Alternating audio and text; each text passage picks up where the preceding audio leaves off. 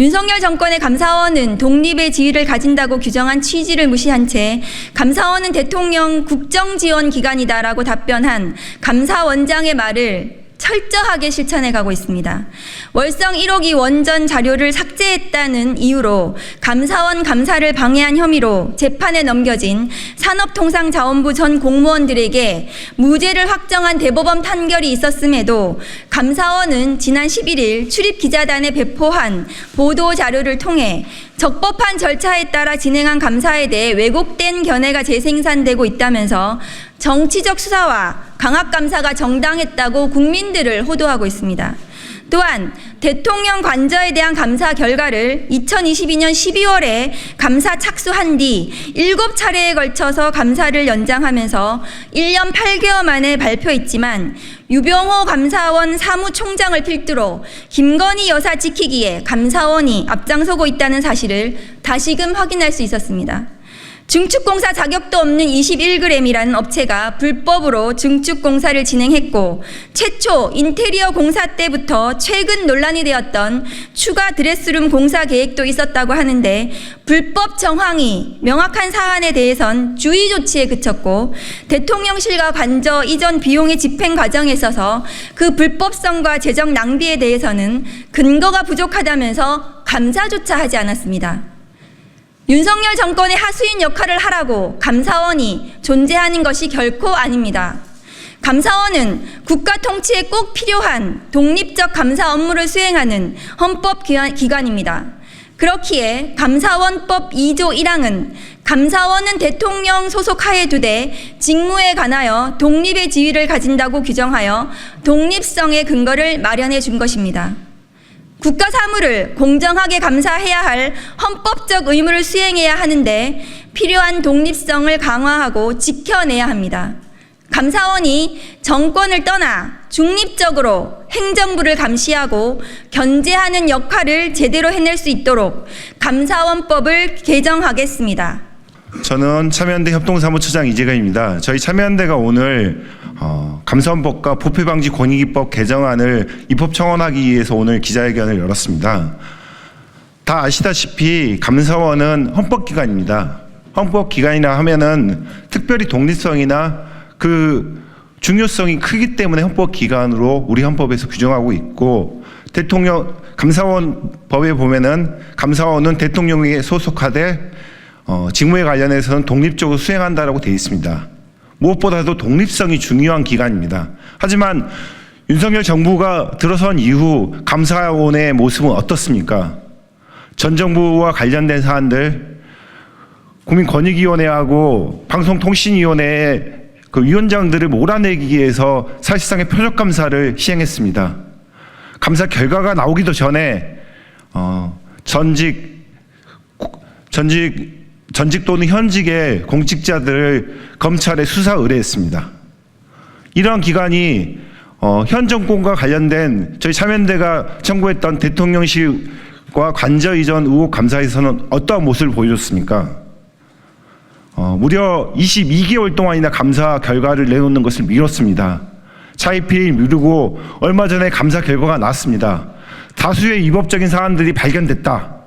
그런데 대통령실에 요구한 것은 주의 촉구입니다. 불법과 부정이 그리고 위법이 확인됐으면은 형사처벌을 하고 제대로 된 공직자들에게 제대로 된 책임을 묻는 것이 당연합니다. 하지만은 주의를 촉구하는 것 자체로 사실상 면죄부를 주려 하고 있습니다. 이런 것들을 저희 참여연대는 용납하지 않을 예정입니다. 요 관련해서는 추가로 고발 등 감사원의 잘못된 감사에 대해서 바로잡기 위한 활동들을 진행할 거고요.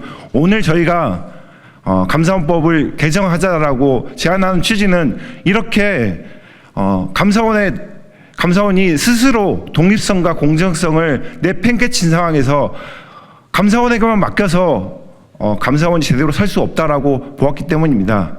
22대 국회가 나서서 감사원을 제대로 만들기 위한 감사원법 개정에 나서 주실 것을 촉구합니다. 네, 안녕하십니까. 저는 참여연대 행정감시센터 소장 최용문입니다. 저는 청원안의 내용을 간략하게 설명을 해드리고자 합니다. 청원안은 크게 두 부분으로 나뉩니다. 첫 번째는 감사원법 일부 개정 법률안이고 또 다른 하나는 부패방지 권익위법 일부 개정 법률안입니다. 일단 감사원법 일부 개정 법률안에 대해서 먼저 소개를 해드리겠습니다. 첫 번째로 감사위원 중 3인에 대해서는 국회의 추천을 받아 감사원장이 대통령에게 임명을 제청하는 것입니다. 그 이유는 헌법기관인 감사원은 다른 헌법기관과 독립된 기관으로서의 성격을 강화하고 중립성을 확보할 필요가 있기 때문입니다. 두 번째로 감사위원회의 개의 정족수를 규정하는 것입니다. 최근 방통위가 2인 체제로 편법적으로 운영되어 논란이 지속되었고 결국 법원에서는 방통위의 특정 사안의 의결에 대해서 집행정지를 명한 사례가 있습니다. 이와 같은 논란을 미연에 방지하고자 현행 의결 규정을 개정해서 개의 정족수와 의결 정족수를 구분하여 규정을 하였습니다.